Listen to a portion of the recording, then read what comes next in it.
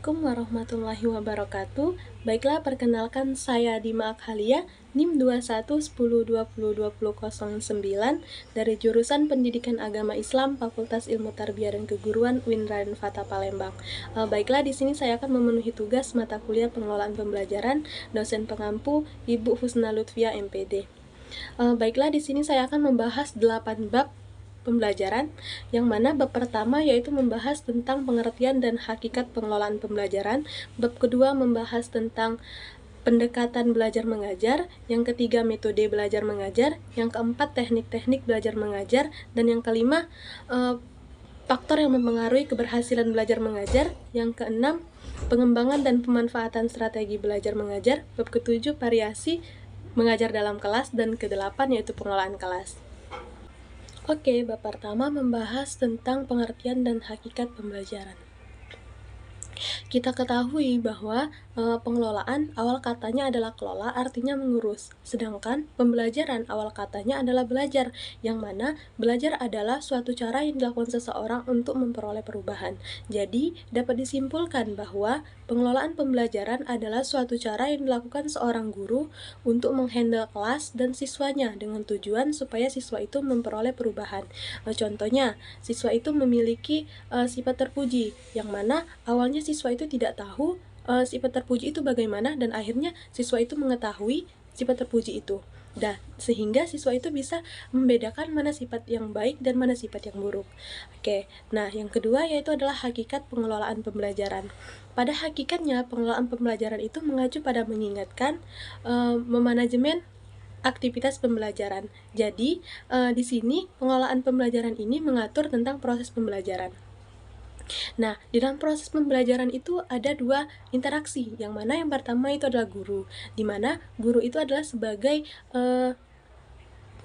orang yang mentransfer ilmu pengetahuan dengan tujuan bahwa supaya siswa itu mengerti tentang apa yang dimaksud dengan pembelajaran tersebut sehingga bisa diimplementasikan dalam kehidupan sehari-hari. Nah, guru juga sebagai panutan bagi siswa, artinya guru itu juga harus memberikan contoh yang baik kepada siswa karena siswa itu lebih identik meniru kepada gurunya. Jadi, apa yang dilakukan oleh guru itu harus baik, sehingga apabila ditiru oleh siswa, maka guru itu tidak menjadi masalah. Dan yang kedua yaitu keberhasilan siswa itu juga tergantung pada guru. Artinya guru itu juga harus memberikan yang terbaik kepada siswa. Oke, yang kedua yaitu adalah peserta didik, yang mana tugas peserta didik yaitu adalah menimba ilmu.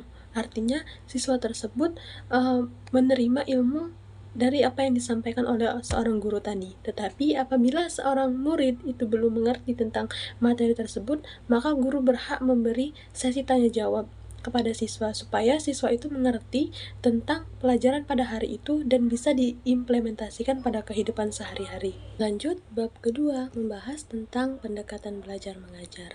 Nah, di sini saya mengutip menurut Milan Rianto. Ia mengatakan bahwa pendekatan pembelajaran merupakan cara memandang kegiatan belajar sehingga memudahkan bagi guru untuk mengelolanya dan bagi peserta didik akan memperoleh kemudahan dalam belajar. Menurut Sanjaya mengatakan bahwa pendekatan pembelajaran dapat diartikan sebagai titik tolak ataupun sudut pandang kita terhadap proses pembelajaran. Sedangkan menurut Sagala, pembelajaran merupakan cara yang akan ditempuh oleh guru dan siswa dalam mencapai tujuan instruksional untuk suatu satuan instruksional tertentu. Baiklah, di sini membahas tentang macam-macam pendekatan dalam pembelajaran. Yang pertama, pendekatan kontekstual. Pendekatan ini berfokus pada menghubungkan antara materi pembelajaran dengan kejadian ataupun situasi di dunia nyata. Tujuannya adalah untuk membuat siswa dapat melihat relevansi dari apa yang mereka pelajari dengan kehidupan sehari-hari mereka. Contohnya, mereka belajar hidup sehat, maka dia akan diajari oleh guru bagaimana cara hidup sehat dan lain sebagainya. Dan yang kedua, pendekatan konstruktivisme. Nah, pendekatan ini membangun pengetahuan mereka sendiri. Nah, guru di sini sebagai fasilitator, sedangkan siswa itu didorong untuk mengeksplor, bertanya tentang apa yang ada di pikiran mereka.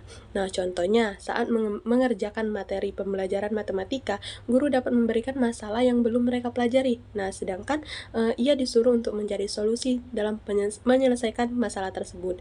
Yang ketiga, pendekatan pemecahan masalah. Fokus utama dari pendekatan ini adalah mengembangkan kemampuan siswa dalam menganalisis masalah dan mencari solusi. Ini untuk melatih keterampilan berpikir kritis dan logis siswa. Nah, contohnya dalam pengerjaan soal fisika. Nah, yang keempat, pendekatan induktif. Nah, pendekatan ini memulai proses belajar dari hal-hal yang khusus untuk kemudian menarik kesimpulan ataupun prinsip umum. Contohnya, saat mengerjakan tentang jenis-jenis hewan, guru dapat memulai dengan menunjukkan gambar-gambar hewan tersebut dan kemudian meminta siswa untuk mengkategorikan hewan tersebut. Yang kelima, pendekatan deduktif. Nah, pendekatan deduktif ini berlawanan dengan pendekatan induktif. Pendekatan deduktif memulai dengan cara prinsip ataupun konsep umum dan kemudian menerapkannya pada situasi khusus. Artinya bertolak belakang. Induktif sama deduktif itu bertolak belakang. Nah, contohnya adalah setelah mengerjakan konsep gravitasi, guru dapat meminta siswa untuk menjelaskan mengapa apel itu jatuh dari pohon. Oke. Nah, selanjutnya yaitu adalah bab 3, membahas tentang metode belajar mengajar. Nah, di sini saya mengutip menurut Biggs pada tahun 1991, ia menjelaskan bahwa metode pembelajaran adalah cara-cara untuk menyajikan bahan-bahan pembelajaran pada siswa-siswi untuk mencapainya tujuan untuk yang telah diterapkan. Nah, faktor yang mempengaruhi metode pembelajaran yang pertama adalah anak didik. Nah, perbedaan individual anak didik pada aspek biologis, intelektual, dan psikologis mempengaruhi pemilihan dan penentuan metode pembelajaran, mana yang sebaiknya guru ambil untuk menciptakan lingkungan belajar yang kreatif demi tercapainya tujuan pembelajaran yang telah dirumuskan. Yang kedua adalah tujuan. Tujuan adalah sasaran yang dituju dari setiap kegiatan pembelajaran, di mana tujuan dari proses pembelajaran yaitu supaya siswa itu mengerti tentang materi yang sudah dijelaskan dan bisa diimplementasikan di dalam kehidupan sehari-hari. Dan yang ketiga yaitu adalah situasi. Guru harus memiliki metode pembelajaran yang sesuai dengan situasi yang diciptakan. Contohnya, pada siswa anak TK, maka guru itu harus memiliki metode pembelajaran itu sambil bermain dan lain sebagainya. Dan yang keempat adalah fasilitas. Fasilitas merupakan hal yang mempengaruhi pemilihan dan penentuan metode pembelajaran. Fasilitas adalah kelengkapan yang menunjang belajar anak didik di sekolah. Nah, yang kelima yaitu adalah guru. Nah, setiap guru mempunyai kepribadian yang berbeda, latar belakang pendidikan juga yang berbeda-beda. Nah, macam-macam metode pembelajaran. Yang pertama itu adalah metode ceramah, yang mana metode ceramah adalah metode yang menerangkan penjelasan dengan cara lisan oleh guru terhadap kelasnya. Nah, murid hanya mendengarkan dan meneliti serta mencatat tentang apa yang dijelaskan oleh guru tadi. Nah, yang kedua yaitu adalah metode diskusi, di mana metode diskusi merupakan kegiatan yang wajar dilakukan seseorang dalam memecahkan masalah. Contohnya kita di dalam kelas sering melaksanakan metode diskusi untuk menyelesaikan masalah ataupun sesuatu yang menjanggal di pikiran kita. Dan yang ketiga yaitu metode studi tour. Nah, studi tour ini metode pembelajaran yang sambil bermain ataupun sambil healing. Ini juga perlu dilakukan kepada peserta didik supaya peserta didik itu tidak bosan. Baiklah, yang keempat yaitu teknik-teknik belajar mengajar. Kita ketahui bahwa teknik mengajar merupakan penjabaran dari metode pembelajaran. Teknik adalah cara yang dilakukan guru dalam rangka mengimplementasikan suatu metode. Misalnya, guru mau memakai metode ceramah, maka guru itu harus memahami dulu materi dan apakah materi tersebut masuk dengan konsep metode ceramah. Nah, terus, teknik pembelajaran ialah sebuah cara yang dilakukan seorang pendidik dalam menjalankan proses pembelajaran di dalam kelas. Nah, metode ini mencakup seluruh proses yang dilakukan oleh guru, mulai dari tahapan, persiapan, sampai proses pelaksanaan pembelajaran.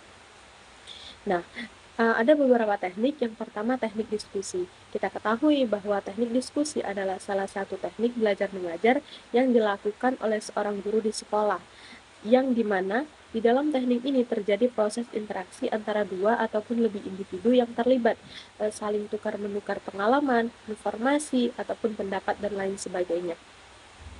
Nah, yang kedua yaitu teknik inquiry, yang mana teknik inquiry adalah teknik pengajaran guru di depan kelas, di mana guru membagi tugas meneliti suatu masalah di kelas. Nah, siswa dibagi menjadi beberapa kelompok, dan masing-masing kelompok mendapatkan tugas tertentu. Dan yang ketiga yaitu adalah metode debat. Di mana metode debat yaitu di mana di dalam suatu kelas itu dikasih ada yang pro dan ada yang kontra, dan guru itu memberikan permasalahan dan nanti akan ada jawaban ataupun tanggapan dari yang pro dan yang kontra, dan nanti akan diluruskan oleh guru. Nah, baiklah, yang kelima yaitu faktor yang mempengaruhi keberhasilan belajar mengajar. Salah satu faktor yang mempengaruhi belajar adalah faktor internal. Faktor internal memiliki beberapa aspek, diantaranya aspek fisiologi dan aspek psikologi. Nah, dalam aspek psikologi, dapat minat belajar siswa. Nah, secara sederhana, minat belajar siswa itu cenderung lemah. Nah, sedangkan faktor internal berupa tentang perhatian, keingintahuan, motivasi, dan kebutuhan, dan lain sebagainya. Nah, di sini saya mengutip dari pendapat Sa bahwa ia mengatakan faktor yang mempengaruhi keberhasilan belajar mengajar siswa itu ada 3. Yang mana yang pertama itu faktor internal. Faktor internal adalah faktor dari dalam siswa. Ya, ini contohnya kondisi jasmani dan rohani siswa. Dan yang kedua faktor eksternal, yaitu faktor dari luar siswa, yaitu kondisi lingkungan di sekitar siswa. Dan yang ketiga faktor pendekatan belajar, yaitu jenis upaya belajar dan siswa yang meliputi strategi dan metode yang digunakan siswa untuk melakukan kegiatan pembelajaran tersebut. Menurut Daliono mengemukakan bahwa faktor-faktor yang mempengaruhi hasil belajar adalah sebagai berikut. Yang pertama faktor internal atau yang berasal dari dalam diri siswa. Yang pertama itu kesehatan, inteligensi, dan bakat. Yang ketiga itu minat dan motivasi. Yang keempat itu cara belajar. Nah, sedangkan faktor eksternal atau berasal dari luar diri siswa yaitu adalah keluarga, sekolah, masyarakat, dan lingkungan sekitar. Oke, bab ke-6 yaitu membahas tentang pengembangan dan pemanfaatan strategi belajar mengajar. Nah, di sini saya mengutip dari pendapat Kem bahwa ia mengatakan menjelaskan strategi pembelajaran adalah suatu kegiatan pembelajaran yang harus dikerjakan guru dan peserta didik agar tujuan pembelajaran itu dapat dicapai. Karena kita ketahui bahwa tujuan pembelajaran itu bagi siswa yaitu memperoleh pengetahuan. Dan macam-macam strategi pembelajaran. Yang pertama, strategi pembelajaran active learning. Kita ketahui bahwa strategi pembelajaran active learning itu siswa itu dituntut aktif dan guru itu sebagai fasilitator. Baiklah, yang kedua yaitu strategi pembelajaran kolaboratif learning. Nah, metode ini yaitu proses pembelajaran kelompok di mana setiap kelompok itu menyumbangkan ide, sikap, pendapat, kemampuan, dan keterampilan yang ia miliki untuk secara bersama-sama saling meningkatkan pemahaman. Tidak seperti pada kelompok belajar yang hanya mengandalkan satu siswa untuk memahami materi tertentu. Nah, pada metode ini, siswa berperan aktif untuk menggali ilmu pengetahuan. Nah, yang ketiga yaitu adalah metode kolaboratif.